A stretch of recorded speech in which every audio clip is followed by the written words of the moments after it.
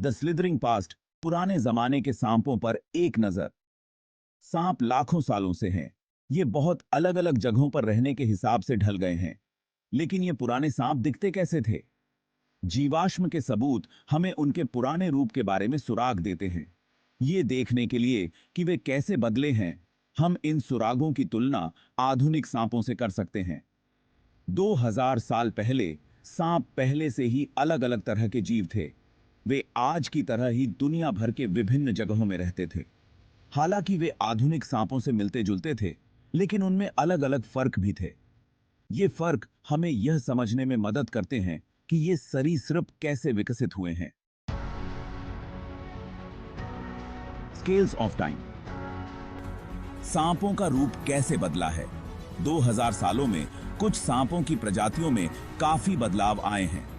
ऐसा उनके वातावरण के साथ प्राकृतिक चयन और अनुकूलन के कारण हुआ है। उदाहरण के लिए उनका आकार कुछ मामलों में घटा बढ़ा है। शिकार की उपलब्धता जैसे कारकों के कारण कुछ प्राचीन सांप बड़े हो सकते हैं। हालांकि आज कुछ प्रजातियां छोटी हैं, शायद यह उनके पारिस्थितिक तंत्र में बदलाव को दर्शाता है। रंगाई एक और क्षेत्र है जहां हम फर्क देखते हैं। प्राचीन सांपों में छलावरण के अलग अलग पैटर्न हो सकते हैं। इससे उन्हें अपने आसपास के वातावरण में घुलने में मदद मिली, चाहे शिकार करने के लिए हो या छिपने के लिए। समय के साथ ये पैटर्न विकसित हुए, जिसके परिणाम स्वरूप हमें आधुनिक सांपों में रंगों की विविध श्रृंखला दिखाई देती है। सांपों के स्केल्सों में भी सदियों से परिवर्तन हुए हैं। प्राचीन सांपों के स्केल्सों के आकार या बनावट अलग हो सकते हैं।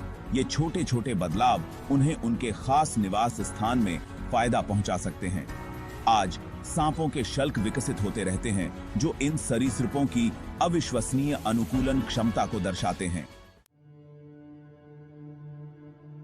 कोबरा फिरोह के डर से लेकर आधुनिक अजूबे तक। अपने प्रतिष्ठित फनों वाले कोबरा लंबे समय से डर और रोमांच पैदा करते रहे हैं।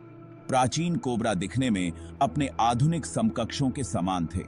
उनके पास विशिष्ट फन था, जिसका उपयोग प्रतिद्वंद्वियों या शिकार को डराने के लिए किया जाता था। ये सांप आज की तरह ही वेनोमिले थे। हालांकि उनके फनों के आकार और